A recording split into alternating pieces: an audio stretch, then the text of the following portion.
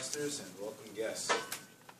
Who's ever worked with a coach? A few people? How about when you played sports, like when you were 5 years old? Did you work with a coach then? You know, it's funny, when I first started to explore what is it that I'd really like to do back in the early 2000s when I left the corporate world, I heard about this thing called coaching. But in this part of the world, coaching meant Little League or soccer. Like if you said to somebody, oh, I'm a coach, they said, oh, what Little League team or what soccer team? That's what coaching meant. But way out in California, where interesting things always started on the left coast, there were academies that taught coaching. So I was like, okay, well, let's check out what coaching's all about. So I found a place to go, and I found people very interested, learning about mostly psychological type stuff. But on every break, people were like all over me, because they wanted to know what's ROI and what's this and what's that. They had no idea what business was. They just knew about all this psych stuff. So I was like, all right, I got a grip on this. So I dove into coaching. So what the role play is for this speech is about coaching, but from within a company context. And why I say that is, if you've experienced working with a coach on you and bringing out the best in you, which is the kind of coaching that I typically practice, in this role play, it's within the company context, which is saying there's something wrong, there's an issue with this person. Figure out what that is, go through a process to determine, is it a lack of maybe training, maybe they weren't trained enough for this role, or is it that they don't have the right equipment, like they don't have the right software, or maybe they don't have a laptop, but yet they're being asked to do things like that. Or is it maybe something about motivation? Maybe they're just not motivated to do whatever, they feel unappreciated. So it's to determine what are these type of things. And within the context, again, of a company, not to hold the meeting in front of the whole workplace, but to find a private room or a private setting or maybe off-site to where there's a comfort factor, where people can open up and have a conversation with each other. So that's what this coaching process is about, within a company. Does anyone work within a company where people actually actively coach the people underneath them or from different departments? No? Yes? Yes? So you can see by the show of hands before, people that work with a coach, much fewer, because it's kind of a rare skill. And when you think about it, another rare skill, which is kind of off topic, is also interviewing. There's an assumption that because you're looking for someone to fill a position, and you're a manager or some senior VP, that you know how to interview people. But not necessarily true. I mean, who teaches you how to interview? You don't necessarily know how to interview. In fact, sometimes people that are in those roles don't even know the legal questions that they're permitted to ask. And they say things that get themselves in trouble. And coaching can be that way too. You have to be careful when you're coaching someone, because you don't want to really stir something up or be on the attack with them. This is about grooming them to help them become better, to help them be a better performer, and do better in the workplace. So it's a very careful kind of a slope that we slide when we step into coaching without understanding what skills are necessary. Because after all, we're dealing with another person. So we want to make them comfortable when we're speaking with them. We want to get to the issues at hand, come up with solutions that we both agree on, maybe create some kind of an accountability or something like that. So how would you feel if you were approached that way? I mean, you think you could open up and be comfortable and then really work with the person dealing with you, or would you feel like, oh boy, this is just another one of these things? How would that make you feel? I'll tell you what, you don't have to show hands. I'm going to ask you to participate in the process by being in the audience, and then at the end you're going to have a feedback session. You're going to be able to ask each of us questions, and I have a volunteer from within the audience to help with the role play. So let's talk about the role play for a minute. We're at a company called Let Us Do the Numbers. So what do you think they are? They're an accounting firm, right? And the volunteer that's going to assist me is Monica. So please welcome Monica.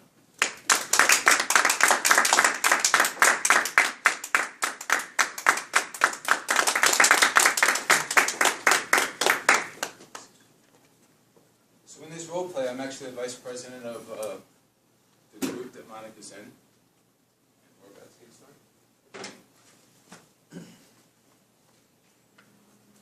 Hi, Monica, how are you? Hello, sir. Good to see you. Not sir. Oh, it's too funny.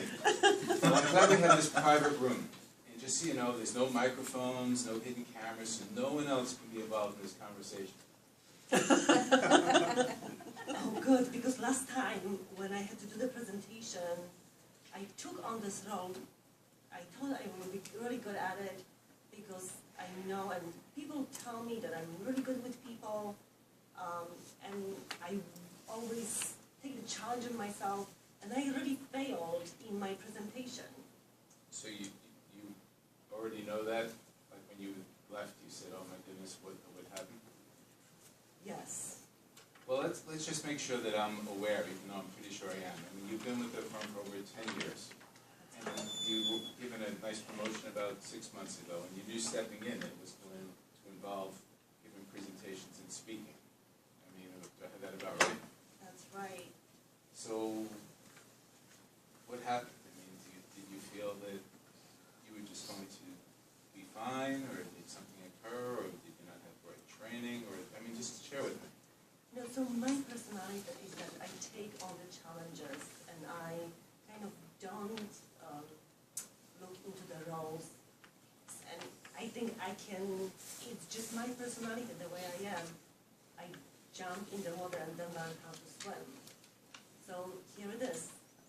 I didn't think it's going to be that challenging speaking in front of people, but I just get paralyzed. I really am not comfortable. How can I get over my fear? Well, I do have some feedback that was given from your speech. So without going into great detail, I mean, what do you think happened? I mean, how do you think the audience felt, the people that were there for this, talk? I mean, because you're basically the face of the company when you go in front of these groups. How do you think they felt? I don't think I delivered. I have the feeling I didn't deliver. I wasn't comfortable. I didn't have the right content, and just presenting certain scenarios without an example, they are not able to remember just the numbers. I mean, it's not telling him anything. So how do I make the stories, put the stories into speeches, and how do I learn how to speak? Well, do you feel that we didn't really provide you here? Let's do we'll do the numbers, the training, the proper ability to show you how to present properly and speak. And we just say that's basically the crux of what we're talking about. That's right. So I have a question. Did you practice enough or a lot or not so much, or how much time did you put into the effort beforehand? From my perspective, I think I prepared myself, but when I go out there, it's just a different scenario. So when you practiced, was it in front of other people? No, just by myself. So I just want to ask you, and no pressure, I'm just curious. Have you ever heard of Toastmasters? No, I haven't. What is it? Well, there's a group that I belong to called Greater Stanford Toastmasters. As a matter of fact, they're having 3 events coming up where it's bringing guests, and I'd be happy to bring you as a guest if you'd like. And the group basically is all about learning how to present with confidence, learning to be a better speaker, and in fact, even some leadership skills. What do you think about that? Oh my gosh, that's a great idea. Please let me know the time and the day. I would love to join you. Well, do you have your calendar here? Because I know that one event is coming up. It's January 24th. I will make a note for myself. And the other one is the end of February 28th. And then there's one March 7th. So, I mean, I'm happy to have you come to all of them. And in fact, it kind of creates some accountability between you and I, because I'll be at the meetings. That's and I'll even see better. you're there.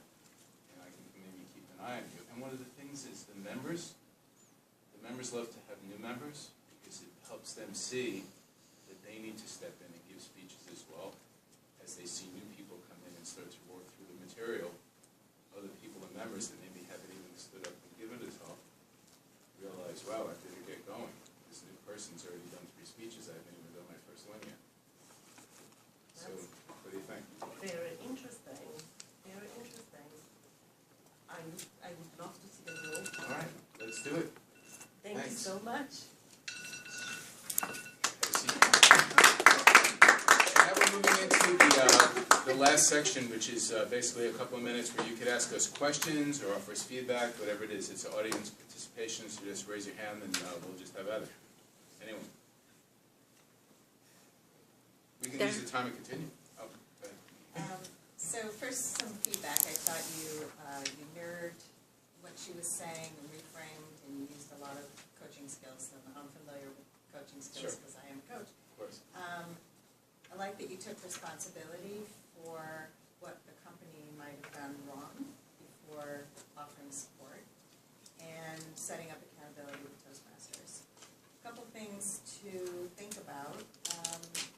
So you said, could we have trained you better? And I was thinking, what if you did offer more than one strategy? Toastmasters is one, but take more responsibility. We could have been training you. We could offer a training program in-house, something along those lines. And so, yeah, that's my biggest area of feedback. Cool, thank you. Anyone else? Questions, feedback? Yes, Jane? Question. I think Monica is very cooperative, like kind of in the role play, right? But let's say in a hierarchy, like more like an office, if the person is kind of nervous and don't really respond, what would you do? Let's say asking for the feedback, but you're like, he or she think he's doing well or doesn't respond much. What would you do that? So, I mean, I would delve deeper into certain areas to help them to relax. So, let's just say she was like totally, like one word, everything was one word. I might not dive in, because she actually dove into the business before I did. Right. So I would ask them about their personal life, maybe their family, things about the hobbies, just get them loosen up a little bit, and not even talk about the issue before I teed up, do you know why we're here? So I would get them to, in some way, shape, or form, loosen up a little bit, for lack of a better word. Thank you. Anyone else? Feedback, questions? We're good? Thank you so much. Oh, yes, please. Just one little thing. I was Sure. just thinking about, how we do what you can build on. Yes. I would have also liked to hear what does she think she's doing really well already, to start with positive and then build on what she can build on, because I'm sure there were some inherent skills that you have, and it's good to bring that out, I think. Sure, absolutely. Great feedback. Well, thank you very much, everyone. Thank you.